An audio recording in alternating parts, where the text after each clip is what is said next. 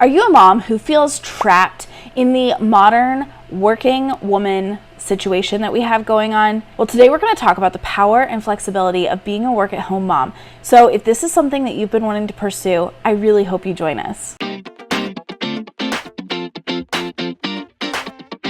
Hey there, fellow work-at-home moms. Thanks for joining us today here at the Mom Desk Club. My name is Laurel, and we are diving into a topic today that is near and dear to my heart, and it's all about embracing flexibility as a work-at-home mom. I think one of the first things that makes this really stand out is that we need to understand the necessity for flexibility. Being a work-at-home parent is a completely different situation entirely than either being and I'm mostly talking about when you're a work-at-home parent with your children at home with you full-time. If you're a work-at-home parent who drops your children off at daycare, obviously I'm not making any judgments on that. But it is different than if you're a work-at-home parent while trying to juggle having your children around. It's so interesting because I see so often in these groups on Facebook where all these women, somebody will get on and say, hey, is it really possible to work from home with my child? And all of these women jump in and just jump down her throat and say, no, it's not possible. It's not fair to your employer. It's not fair to your kid. You can't be doing this. And I'm always really amazed when I see that because, well, first off, I've done it. I've seen it in my mom. I've seen it in other women. And so I know it's possible. And so it's really interesting to me to see all of these women who will jump in and say, no, it's definitely not possible. It is possible. You just have to have the right set of circumstances. But I think the biggest thing that makes the difference is being able to embrace and understand flexibility in your life. So if you have a job that doesn't offer a lot of flexibility, it could be challenging. I'm not saying it's impossible, but it can be challenging. You've got to be able to have a little bit of flexibility in your work schedule. Whether you're taking calls, you need to have the flexibility to be able to schedule them accordingly, maybe when your kids are down for their naps, or when they are, maybe if you've got a friend that is coming over for the day to help watch your kids, or a parent, you need to be able to have some flexibility in your schedule as a work-at-home mom.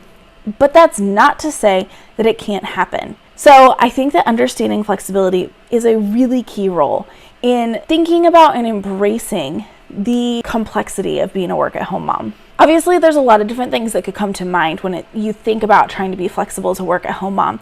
You could wake up and one day your kids are sick. I will never forget a day when my daughter was 1, almost 2, and I was pregnant at the time, getting ready, weeks out from having my second child. And we got hit with this plague of allergies, terrible allergies. And the both of us were so sick, and we both had fevers, and we were sneezing and coughing. It was awful. It was a terrible pollen year that year. And I thankfully had the flexibility where we were able to just sit on the couch and watch TV, and I was writing blogs, and I was writing social media content, and we were able to kind of change our pace and take it a little bit slower, which was important because neither one of us were feeling that good.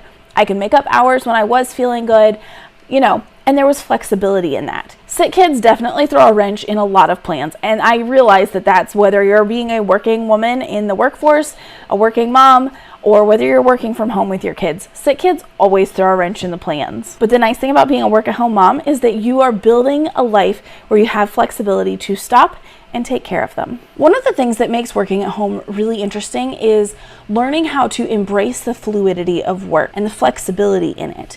Some of the ways that I do that in my own life is I schedule my working time around my current family schedule. So right now, I will put in a couple hours in the morning after we get everybody going for breakfast. I'll sit down and I'll crank out some work while everybody's busy playing, while they're having fun.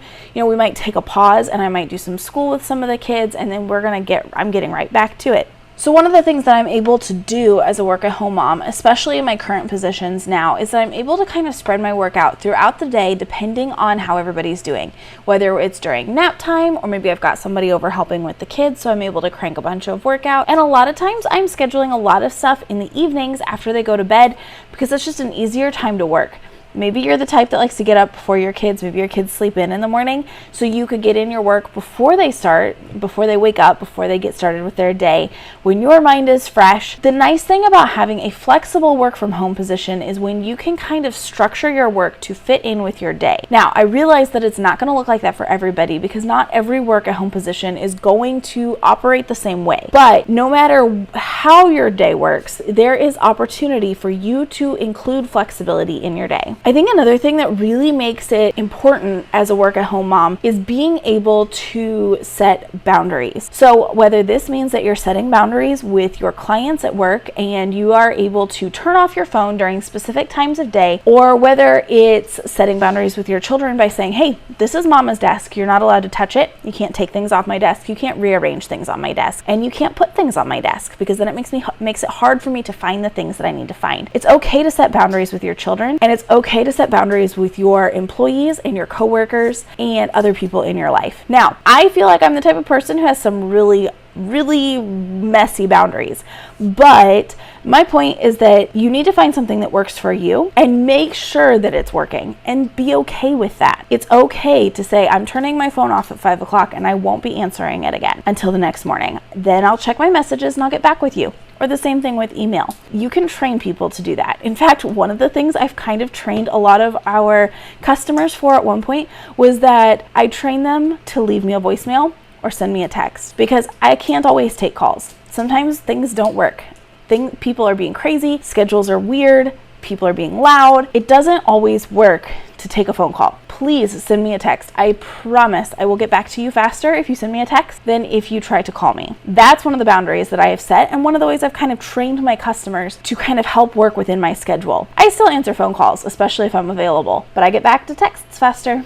Another thing that it's really important to discuss is navigating parenting challenges inside flexibility. That is kind of one of the biggest things I feel like that takes so much of my time as a work-at-home mom is parenting challenges. Somebody starts fighting with the other one and you have to intervene and help them work through that as siblings. Or somebody gets hurt and you have to stop and you have to help them. Or, all of my people are really small right now. So at this point, I've got 4 kids between the ages of 2 and 7, and then we're due with baby number 5 in a couple weeks. Answering questions takes so much time, and it's very hard to train small children. Hey, mama's working right now. You're going to have to save your question and I'll answer it later. Or recognizing that it's okay. The reason I'm working from home is so that I have flexibility and I can stop and answer this really weird, obscure animal question that you wouldn't assume a 4-year-old would come up with. But they do. They come up with the most bizarre questions. And then you times that by 3 or by 4, and now we know why my brain doesn't work by the end of the day. The point is, though, navigating these parenting challenges actually takes a ton of time, and that is kind of one of the things that makes being a work-at-home mom so unique and special and frustrating and complicated, is by dealing with these standard run-of-the-mill daily parenting challenges. The same things that a stay-at-home mom is going to be dealing with, but then you've got work added on top of it. It makes it unique. Just take a deep breath and realize that kids are going to be kids. They're still learning. They can't be adults, so they're not expected to handle things the way that we handle them. And let's be real, most adults don't even know how to handle situations very well either. So I like to give my kids a lot of wiggle room. In addition to that, I think it's also really helpful to remember that you chose working from home so you would have the flexibility to handle these kinds of situations. So sometimes it's important to take a pause and go and help your kids out. There are times, though, when I have to be very open and honest with my children and tell them, listen, Mama's in the middle of a really big project right now. I need you guys to go outside and play for a little bit. And you're going to have to be kind to each other, and you're going to have to play nice with each other, and you're going to have to share your toys, because I can't keep coming in and outside working out your situations. You're going to have to learn how to work these out for yourself for just a little bit. It's okay to set those kinds of boundaries with your kids. I think it's good to communicate with them so that they understand what they're going into, what you expect out of them, but it's okay to set those kinds of boundaries with them, just so you know.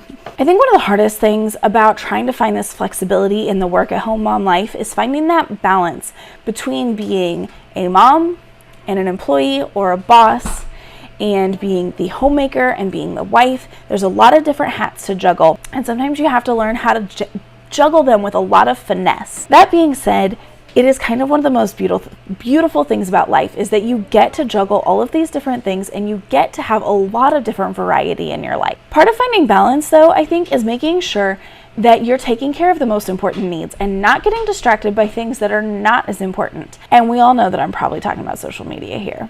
I have to set a lot of boundaries for myself when it comes to social media. Otherwise, I will waste so much time on it. So I have timers set on my browsers on my computer. I have timers set on my cell phone so that I don't get distracted on the apps, and I only get a specific amount of time, and then it cuts me off. I still have workarounds so that if I'm working outside of that time, I can still get work done. But as far as like endless scrolling, I have to. I think one of the most important things to keep in mind when considering flexibility as a work-at-home mom is setting your priorities and making sure you know what's most important to you. Generally, the reason that you've decided to be a work-at-home mom is because you want to be around for your kids. So part of why having flexibility is so important is because you can be around for your kids, which means that your job will automatically have to take a bit of a back seat. That means having a job where you can have that kind of flexibility is important, or it might mean that you're gonna have to bring in somebody a couple days a week to help watch the kids so that you can get your work done so that they can be the focus when you're not working. It's gonna look different for everybody. You're gonna have to figure out what works best for you with your job and your family and the stage in life that your kids are in. There's a lot of different things, but having flexibility is what makes this all so important. And finding the balance and setting priorities is the other part that makes this really important. So one of the things that I think that work-at-home moms especially can get really caught up in is forgetting to take care of themselves. I'm not a huge proponent of the big self-care movement. I know I've talked about this in videos before, so it's probably completely old news, but there is still a value to taking care of yourself and making sure that your basic human needs are being met. Nobody is going to win anything by you being dehydrated, starved, and sleep deprived. That does no good. So you're going to have to try to find ways to set a standard in your life where you're meeting some basic needs. Just meet the basic needs. In my life, that looks a lot like taking time to pause in the afternoon and plan time for some quiet time. Maybe that means we're going to put on a movie and I'm going to sit on the couch and I'm going to snuggle with my kids and I'm going to take a nap. And I'm going to put my phone on Do Not Disturb, and I'm not going to answer calls, and I'm not going to answer texts. And I'm going to take 30 minutes to get a power nap in, have some quality time with my kids. They get to watch TV, which makes them really excited, and everybody wins. Other times that means that I'm going to be really, really intentional about making sure that I am eating, because I'm not keeping up with my food intake sometimes. Sometimes I forget to eat. I get so busy I forget about it. Or maybe it means that I'm being really intentional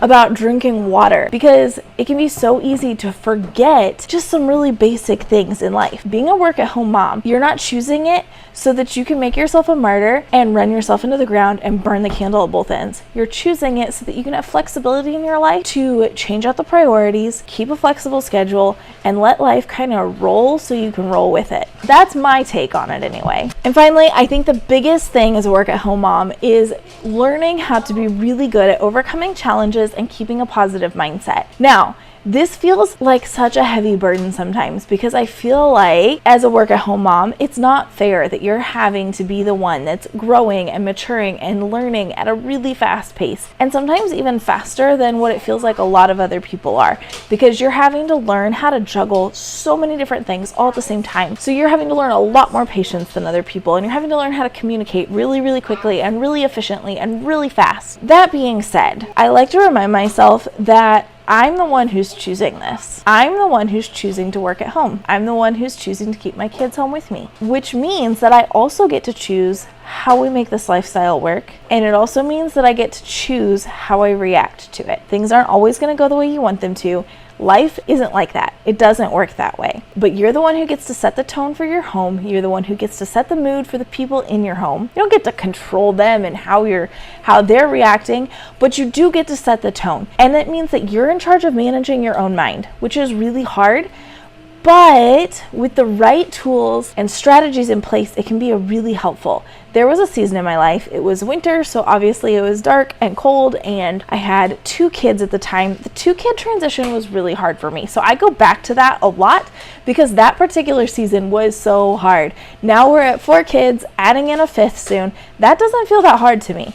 The 2-kid season was hard. It was just a very dark time, and I finally realized if my thoughts aren't going to be serving me well, I'm going to have to replace my awful thinking with somebody else who has a better head on their shoulders right now. And I listened to a lot of podcasts. I binged podcasts. People who had really great ideas, people who were positive and affirming and who could impart their wisdom onto me. I listened to them all day, every day, as much as I could, because I knew the only way I was going to get out of that funk was by replacing my stinking thinking with somebody else who already had kind of been through that season and who had some better strategies. So when all else fails, if you realize that you're having a really hard time with your mindset and overcoming struggles in your life, find people that you can count on to help. Maybe that's a counselor. Maybe it's a pastor at your church who can help you work through some things that you're struggling with. Maybe it's finding some really amazing audiobooks. I highly suggest Hoopla, Hoopla, if you're needing some books to listen to. All you have to have is a local library card, as long as your library participates. And you can download and listen to a lot of really great resources right there on your phone. You could find podcasts, you can listen to YouTube channels, and I really hope that I can be that for you. I hope that I can be a place where you can get some sound advice and wisdom from somebody who's maybe a little further down the road than you are. That's what I want the Mom Desk Club to be. I want it to be a place where we can all get together and share our strategies and our tips and a little bit of solidarity along the way, and we can all kind of help each other figure it out, because it is hard, but it's a lot harder when you're by yourself. So when you have people who can come around you and share some ideas and strategies for what helped them, it can really help you pull out of the funk when you need it, and then you can return the favor to someone else down the road. All right, mamas, flexibility is not just a skill, it's a superpower. It's something that we're all learning and figuring out together. I have so enjoyed our time this season as we have talked about work-at-home mom guilt, figuring it out, navigating it, and figuring out how to kick it to the curb, because we have got too much stuff to do. We don't have time for mom guilt. That is a heavy burden to bear. We're not messing with that. So I hope that some of these discussions that we've had over the last couple weeks have been helpful and given you some ideas on how to deal with work-at-home mom guilt. I don't know what the next season is yet, but it's going to be good. So I am looking forward to coming back and discussing more incredible work-at-home mom tips, tricks, and a lot of solidarity all along the way. So I hope you have an amazing day, and I will see you again very soon. Bye.